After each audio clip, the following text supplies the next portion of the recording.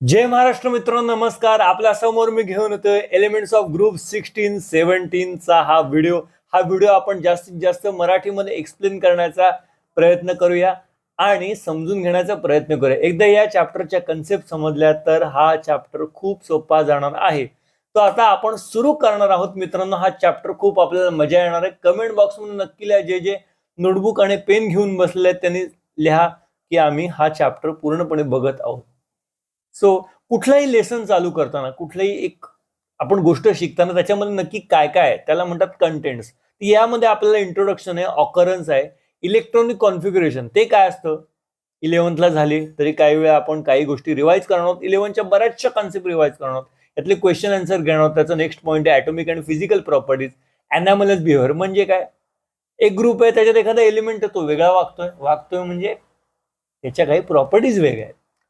Anomalous behavior, chemical properties, allotropy, oxoacids, oxygen and compounds of oxygen, compounds of sulfur, chlorine and compounds of chlorine, oxygen, sulfur, chlorine हे काही त्यातले elements आहेत. त्याच्या काही आपण डिटेलमध्ये जाणार आहोत. त्याच्यानंतर इंटर हॅलोजन कंपाऊंड्स हे काय आहेत तेही पाहणार आहोत. सो आपला चॅप्टर सुरू करूया. पहिला प्रश्न आहे, how does the valence shell electronic configuration of the elements of P block vary in the periodic table.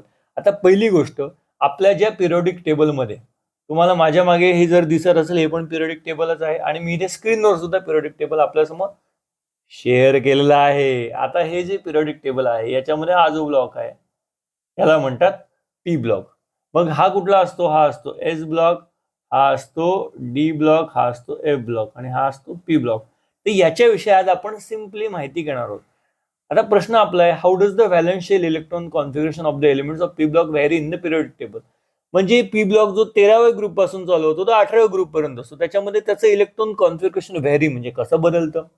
Answer आहे, in the atoms of P block element the last electrons enters the p subshell. आता p subshell मध्ये 6 electrons असतात, हे आपण पुढे बघणार आहोत. S मध्ये 2 असतात, डी मध्ये 10 असतात, पी मध्ये 6 असतात, डी मध्ये 10 असतात आणि एफ मध्ये 14 असतात. S contains 2, P contains 6, D contains 10 and F contains 14 electron. So हे काय नाही हे आपण शिकणार आहोत. जनरली काय असतं, इथे तुम्हाला तिथे दिलेलं असेल NH2 NP1 2 NH2 NP6 म्हणजे काय NH2. आता कुठलीही गोष्ट एस ब्लॉकचे 2 आपण केलेत आणि एस ब्लॉक नंतर पी ब्लॉक येतो आपल्याला माहिती आहे. मग एस ब्लॉक मध्ये कधी लक्षात ठेवायचं, एस ब्लॉक मध्ये 2 ग्रुप आहेत, तर त्याचं इलेक्ट्रॉन कॉन्फिगरेशनला त्याचं जो लिमिट आहे सबसेलची 2 आहे असं लक्षात ठेवायचं. पी ब्लॉकची किती आहे? 6 ग्रुप आहेत, म्हणजे त्याची सबसेलची 6 आहे. डी ब्लॉक मध्ये 3 ते 12, 1 2 3 4 जर काउंट केले तर 10 येतात, म्हणून डी ब्लॉकची लिमिट 10 आणि एफ ब्लॉकची लिमिट 14. कारण जर लॅन्थॅनम आणि ऍक्टॅनमला काउंट केलं नाही, लॅन्थॅनम आणि ऍक्टॅनम असे आहेत की ते ट्रान्झिशन एलिमेंट्स मध्ये मोडतात आणि इनर ट्रान्झिशन मध्ये पण. जर लॅन्थॅनम आणि ऍक्टॅनमला काउंट केलं नाही तर पुढे 14 असे आहेत टोटल. तर हे कारण असतं त्या सबशेलच्या नंबरचं. मग ह्याच्यामध्ये काय असतं, NH2 एस ब्लॉकचे तर 2 ऑलरेडी झाले, मग इथे असेल तर 1H2 2H2 ते सगळं समजू. पण एन हा एक नंबर आहे, एस ब्लॉक मधले 2 लिमिट आणि मग P1 NP1 NP2 NP3, sorry मी इथे दाखवतो NP1 NP2 NP3 NP4 NP5 आणि NP6 असं ते आहे. आता ह्याच्यामध्ये काय काय असतं, काही मेटल्स असतात, काही नॉन मेटल, काही मेटलर्स असतात आणि सगळे नॉन मेटल्स असतात. Most of the non metals तुम्हाला ऑब्झर्व करायला मिळतात पी ब्लॉक मध्ये. आता ते काय ना ते पण एकदा बघूया. पिरियडिक टेबल ना एकदम सोपी गोष्ट आहे. जर हा हायड्रोजन इकडचा सोडला तर इथले जे सगळे आहेत हे पूर्ण सगळे हे ऑलमोस्ट सगळे मेटल्स असतात. काय असतात? They are metals. त्याच्यानंतर हे जे आहेत मधले ते मेटलर्स असतात. म्हणजे काय रे भाऊ, म्हणजे ते मेटल्स आणि नॉन मेटल्स दोन्हीच्या प्रॉपर्टी शो करतात. आणि मग उरलेले वरचे जे आहेत उरलेले जे वरचे आहेत ते जे आहेत त्यांना म्हटलं जातं non metals. Metals, non metals and metalloids, ह्याच्याने आपलं पिरियडिक टेबल बनलेलं आहे रफली. सो मेटल्स काय आहेत कळले, कुठे आहेत कळले. हायड्रोजन पण नॉन मेटल मध्ये येतो. मेटलर्स कळले आणि नॉन मेटल्स कळले. मग आपला जो पी ब्लॉक आहे त्याच्यात काही मेटल्स आहेत, काही मेटलर्स आहेत आणि उरलेले सर्वच्या सर्व नॉन मेटल्स त्याच्यामध्ये आहेत, एक्सेप्ट हायड्रोजन, हे तुम्हाला माहिती. सो आता आपण पुढे जाणार आहोत. कन्सेप्ट कळलेली आहे. Name the first elements of group 16 17 आणि 18. बघूया. हे ऑक्सिजन फॅमिली, ग्रुप 16 ह्याला चाल्कोजन्स असे म्हणतात. आता ह्याला चाल्कोजन्स का म्हटलं तर त्याचा पुढे क्वेश्चन आहे. पण मग आपला प्रश्न काय, name the first element of group 16 चा फर्स्ट एलिमेंट कोण आहे? ऑक्सिजन. ऑक्सिजन. त्याच्यानंतर ग्रुप 17 चा फर्स्ट एलिमेंट कोण आहे? कोण आहे सांगा? अरे फ्लोरीन आहे ना. आणि मग जर तुम्ही म्हणाल ग्रुप 16 चा ऑक्सिजन, ग्रुप 17 चा फ्लोरीन आहे, म्हणजे ॲटॉमिक नंबर 8, 9, मग ग्रुप 18 चा ॲटॉमिक नंबर 10 वाला पाहिजे की नाही? ऑक्सिजन, फ्लोरीन आणि मग त्याच्यानंतर येतो निऑन. पण नाही असं नाही होत. ग्रुप 18 चा मात्र आहे हिलियम. ग्रुप 18 चा मात्र आहे हिलियम. ओके, आता ते काय आहे, ते कसं आहे, आपण सगळं समजून घेऊया. स्लोली जाऊया. नोटबुक आणि पेन आहे, तुम्ही लिहिताय. ओके, क्वेश्चन असा आहे, which shell in bracket SPDF contains how many electrons and how it can be remembered. आता एस मध्ये मी जसं मग सांगितलं 2 इलेक्ट्रॉन्स. आता 2 इलेक्ट्रॉन कसे असतात ना, ते इलेक्ट्रॉन स्पिन करतात तेव्हा एका 2 डायरेक्शननी करतात. एक समजा असं स्पिन असेल, दुसरा असा स्पिन असतो. ठीक आहे, हॉरिझॉन्टल आणि व्हर्टिकल, जो मी तुम्हाला इथे दाखवतो. पण समजा एस सबशेल पूर्ण भरलेले असेल तर हा त्याचा एक इलेक्ट्रॉन असा असतो, दुसरा असा असतो. ठीक आहे, ओके. समजा पी सबशेल, मी अजून थोडंसं झूम करतो. एस मध्ये असा असेल. पी मध्ये जेव्हा आता समजा 6 इलेक्ट्रॉन आहे, समजा मी म्हटलं पी मध्ये मला 6 नको, मला 2च इलेक्ट्रॉन द्यायचे, तर ते 2 इलेक्ट्रॉन मित्रांनो मी तुम्हाला सांगतो, इथे बरीच जण फसतात. हे असे होणार नाहीत, हे चुकीचं आहे. कधी लक्षात ठेवा, एक विंडो रूल लक्षात ठेवा. आपण बसमध्ये बसलोय, बसमध्ये बसताना पहिले विंडो सीट्स ऑक्युपाय होतात. तसं एक इलेक्ट्रॉन पहिले स्ट्रेट स्पिनचे येतात आणि मग ऑपोजिट स्पिन होतो. मग तो स्ट्रेट अपवर्ड स्पिन असेल किंवा डाऊनवर्ड स्पिन असेल. जर पहिला अपवर्ड आला तर पुढचा पण अपवर्ड होतो. म्हणजे काय, समजा मी म्हटलं त्या पी सबशेल मध्ये एक इलेक्ट्रॉन आहे, मग दुसऱ्यात दुसरा, तिसरा आणि मग चौथा यायचा असेल तर मग असं फिलअप करणं सुरू होतं. सिमिलरली इथे पण तसं होतं. 10 इलेक्ट्रॉन म्हणजे इथे 5 शेल दिल्यात, 14 इलेक्ट्रॉन. हे जे असं आहे ना, हे असं लक्षात ठेवायचं. ठीक आहे, जाऊया पुढे. ओके, स्क्रीनशॉट काढा किंवा नोट करून घ्या, पॉज करून नोट करून घ्या. जाऊया पुढे. आणि कोणाला माझं स्पीड जर कमी वाटत असेल तर ते 2x करून बघू शकतात, तुम्हाला सांगायची गरज नाहीये. हे पिरियोडिक टेबल ऑफ एलिमेंट्स आहे, आता आपण आत्ताच बघितलं. ओके, आता ऑकरन्स कसा आहे, ह्या ऑकरन्सवर पुढे क्वेश्चन कसा विचारलं तुम्ही, ऑकरन्सचा एक चार्ट आहे मित्रांनो, एक स्क्रीनशॉट मात्र काढून घ्या. याचा जो क्वेश्चन मी सांगेन ते एक्सप्लेन कर. हा ग्रुप 16 एलिमेंट्स आहे, हे ग्रुप 17 एलिमेंट्स आहे आणि हे ग्रुप 18 एलिमेंट्स आहे. ठीक आहे, याचा क्वेश्चन असा आहे, पहिला क्वेश्चन असा आहे, why group 16 elements are called as chalcogens. Why group 16 elements are called as chalcogens? Large number of metal ores are oxides or sulfides. Hence group 16 elements are also called as chalcogens or ore forming elements. आता group 16 मध्ये कोण असतात? On, असं लक्षात ठेवू. चला, group 16 elements on, strike, Sehwag, Tendulkar and Ponting. म्हणजे कोण? On, O means oxygen, S means sulfur, AC means selenium, Te tellurium and PO polonium. आता हे जे सगळे आहेत ना, ह्याच्यात मोस्टली ऑक्साइड्स किंवा सल्फाइड असतात. लार्ज नंबर, ऑक्सिजन आणि सल्फरचा खूप लार्ज नंबर असतो, ऑक्साइड्स अँड सल्फाइड्स. म्हणून त्यांना असं म्हणतात चाल्कोजन्स किंवा ओर जो म्हणतो, ओर फॉर्मिंग एलिमेंट्स. ठीक आहे, पुढे जाऊया. Right a short note on occurrence of group 16 elements. आला की नाही क्वेश्चन. ऑक्सिजन, आता जो मी म्हणतो oxygen is the most abundant of all elements on earth. परत सांगतोय, हा प्रश्न MCQ ला विचारला जातो आणि फसायला असं होतं की अर्थवरचा मोस्ट अबंडंट ऑक्सिजन आहे, युनिव्हर्स मधला कदाचित वेगळा असेल. Oxygen is the most abundant of all elements on the earth. मग तो किती असतो? It forms 20.95 by volume of air. मग एअरमध्ये जे काही गॅसेस असतात, आपण शिकलेलं जिओग्राफीमध्ये की 21% म्हणजे approximately 21, exactly 20.95% by volume of air and about 46.6% by mass of earth crust. Crust म्हणजे पृथ्वीचं आपण म्हणूया आतलं आवरण.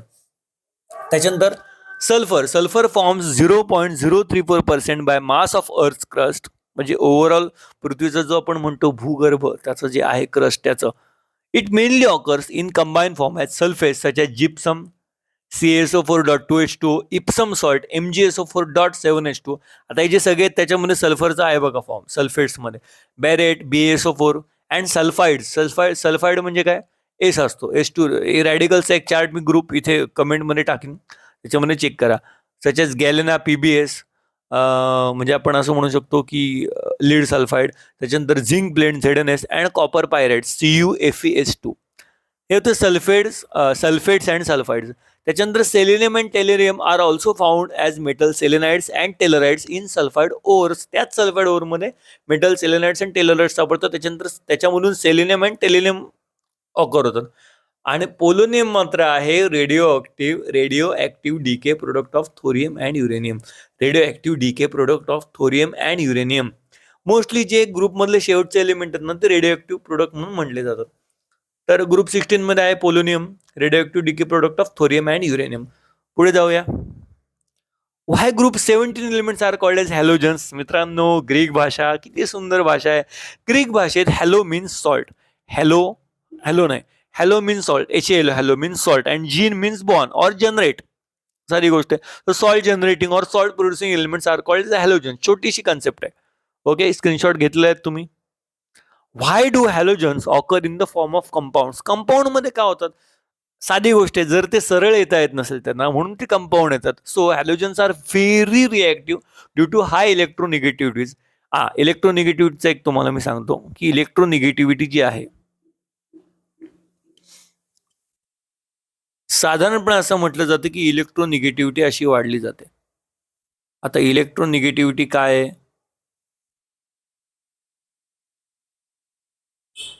तिची पण कन्सेप्ट आपण पुढे बघणार आहोत.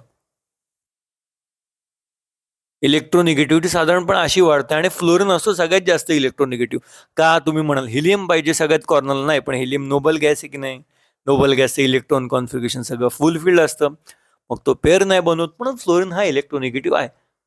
पुढे आपण सगळं हळूहळू समजणार आहोत. ओके, कन्सेप्ट आपली काय चालू होती. येस, मग त्यांच्या त्या हाय इलेक्ट्रोनिगेटिव्हिटीमुळे they are not found in free state, so they occur in the form of compound. ठीक आहे, आप हमको सीधे रास्ते से तुम्ही आम्हाला सरळ रस्त्याने येऊन देत नाही तर आम्ही कंपाऊंड बनवून येऊ, नो प्रॉब्लेम. ओके, पुढे write a short note on the occurrence of halogens. पहिला आहे fluorine. Fluorine is the 13th and chlorine is the 20th most abundant element by weight in the earth crust. म्हणजे मगाशी आपण oxygen बघितलं होतं की नाही, तसं जर आपण एक लिस्ट बनवली त्याची तर फ्लोरिन 13व्या नंबरला येतो आणि क्लोरिन 20व्या नंबरला येतो. मोस्ट अबंडंट म्हणजे काय म्हणतात त्याला, एखादे सापडणं, खूप प्रमाणात सापडणं, abundant form. So abundant element form by weight in the earth crust. Fluorine occurs widely as insoluble fluorides such as fluorospar, CaF twice, cryolite, Na3AlF6, and fluoropatite, CaFi, PO4, 3F. Of this, the main source is fluorospar. Small amounts of fluorine are present in soil, plants of water, river water, and bones and teeth of animals. Chlorine आणि bromine कुठे असतात? C वॉटरमध्ये, chlorides आणि ब्रोमाइड्सच्या फॉर्ममध्ये किंवा आयोडाइड्सच्या फॉर्ममध्ये. सोडियमचे iodides, potassium, magnesium, calcium यांच्या त्या फॉर्ममध्ये, म्हणजे क्लोराइडच्या फॉर्ममध्ये क्लोरीन. सी मध्ये सोडियम क्लोराईड असतं की नाही, आपण जे रोज मीठ खातो टेस्टी, सो सोडियम क्लोराईड त्याच्यामधून क्लोरीन एक्स्ट्रॅक्ट होतो. तसंच आयोडीन होतं, ब्रोमिन होतं, हे सगळे सी वॉटरमध्ये मेन यांचा जो सोर्स आहे तो सी वॉटर आहे. Of this the most abundant is sodium chloride. सगळ्यात जास्त काय असतं आपलं common salt sodium chloride. Sea water consist about 1.5% by weight of sodium chloride.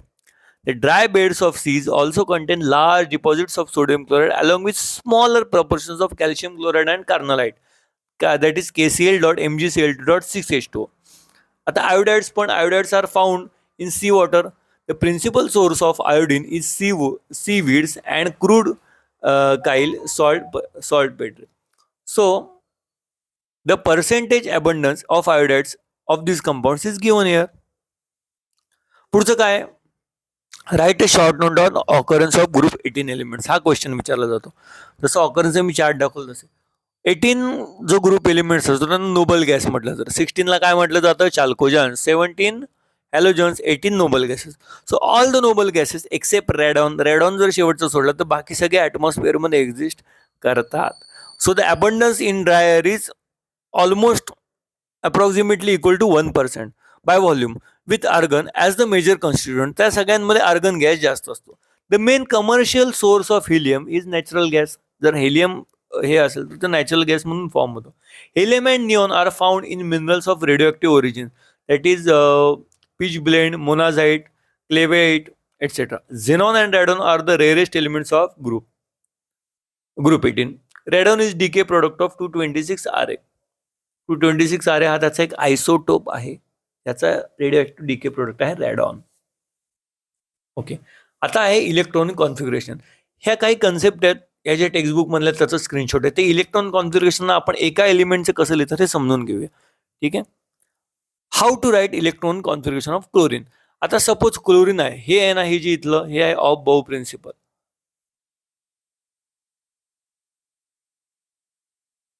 Of बाऊ प्रिन्सिपल. ठीक आहे. आता याच्यामध्ये काय सांगितलं त्यांनी की 1s ला पहिलं प्राधान्य दिले जावं, मग त्याच्यानंतर 2s, त्याच्यानंतर 2p 3s, त्याच्यानंतर 3p 4s, त्याच्यानंतर 3d 4p 5s. हे असा प्रायोरिटी लिस्ट आहे. मग सगळ्यात पहिले मला माहिती आहे एस ब्लॉकची लिमिटेशन 2 आहे. समजा मला 17 नंबर क्लोरीनचा कम्प्लीट करायचा आहे. समजा मी पहिला 1s घेतला इथे, तर 1s मध्ये 2च इलेक्ट्रॉन माझे फिट होतील. मला तर 17 कम्प्लीट करायचे, तर मी 1s घेतला. त्याच्यानंतर पुढचा आहे 2s, त्याच्यामध्ये पण 2 होतील, 4 झाले. त्याच्यानंतर मी पुढचा घेतला 2p, p मध्ये 6 जातात, मग माझं 2p ला आलं 6. हायेस्ट लिमिट किती झाले?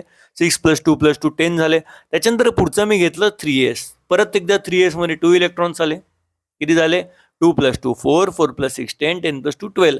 आता राहिलं 3p. आता हा जो 3p आहे की नाही, वास्तविक ह्याची लिमिट 6ची आहे, पण आपल्याला तेवढी गरज आहे का? नाही. आपल्या क्लोरीनला कम्प्लीट करायला 17 करायचे. मग 2 + 2 4, 4 + 6 10, 10 + 2 12. ऑलरेडी आपले झालेत, अजून आपल्याला 5 पाहिजे, म्हणून 3p मध्ये फक्त 5 येतं.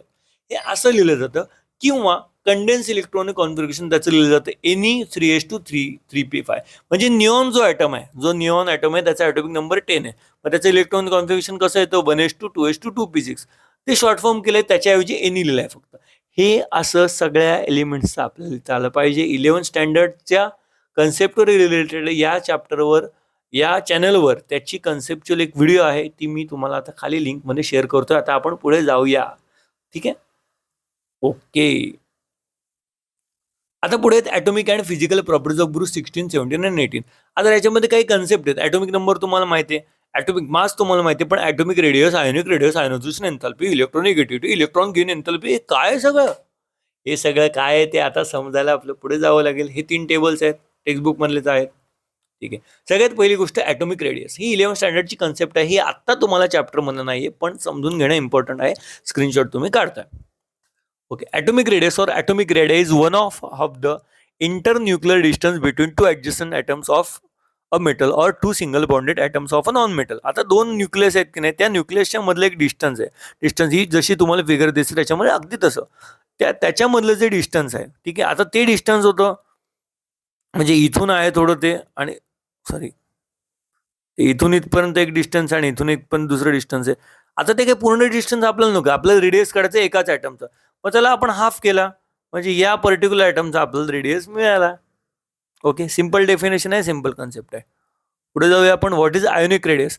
Ionic radius is the distance between neighbouring कॅटायन्स and अनायन्स in ionic crystals. जे नेबरिंग कॅटायन्स आणि आयनायन्स, आयन म्हणजे काय असतात? आयन म्हणजे दुसरं काही नसून कॅटायन्स आणि अनायन्स असतात. हा एनायन आहे, हा कॅटायन आहे.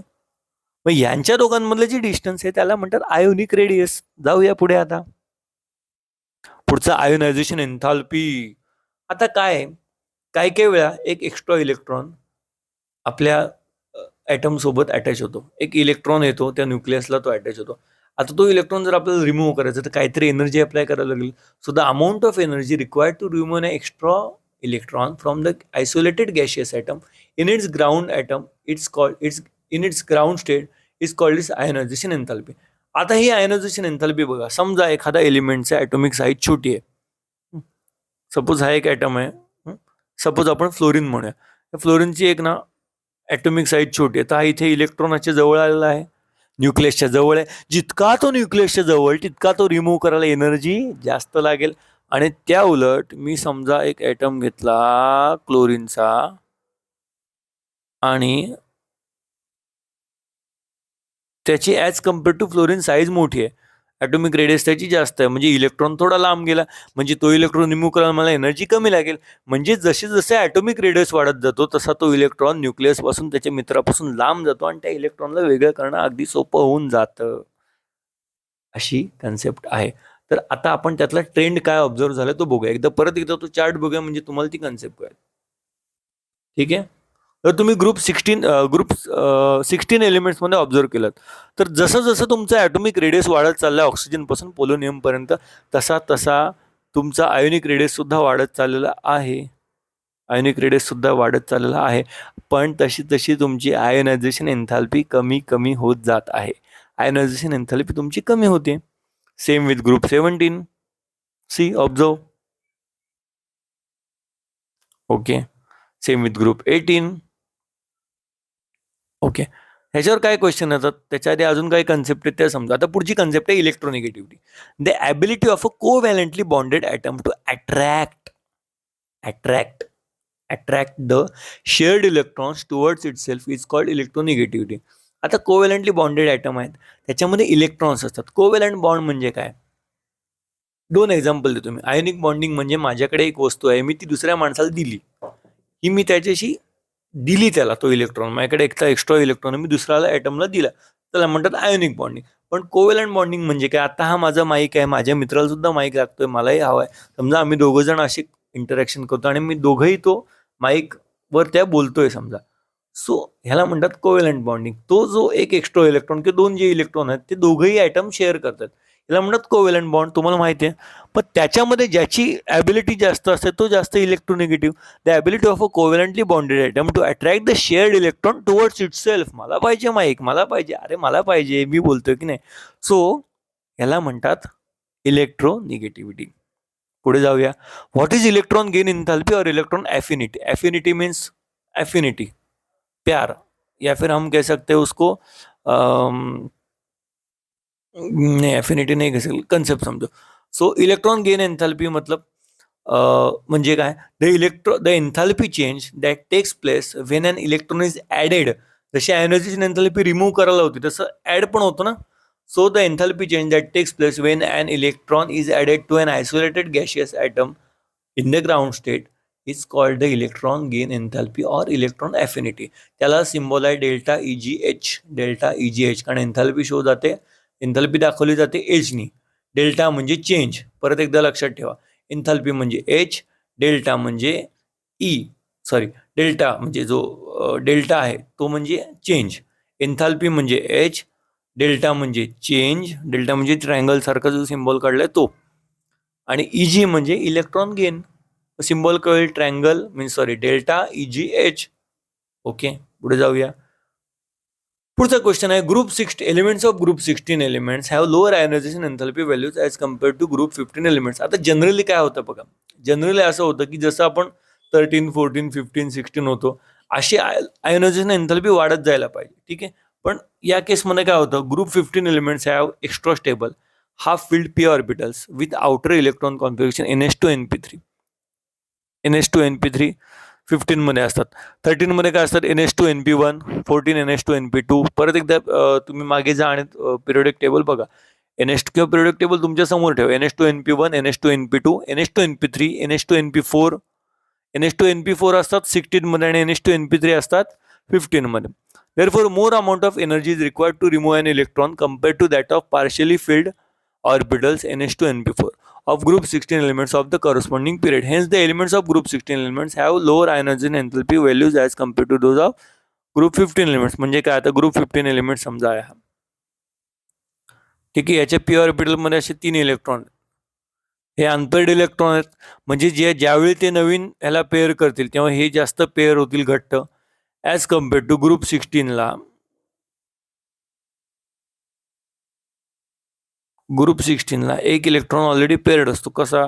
1, 2, 3 आणि मग हा 4 असा ऑलरेडी पेअर्ड असतो. म्हणजे दोनच अनपेअर्डसाठी एनर्जी लावतील. सो हे काय, ज्याच्यामध्ये ग्रुप 15 मध्ये extra stable half filled orbitals.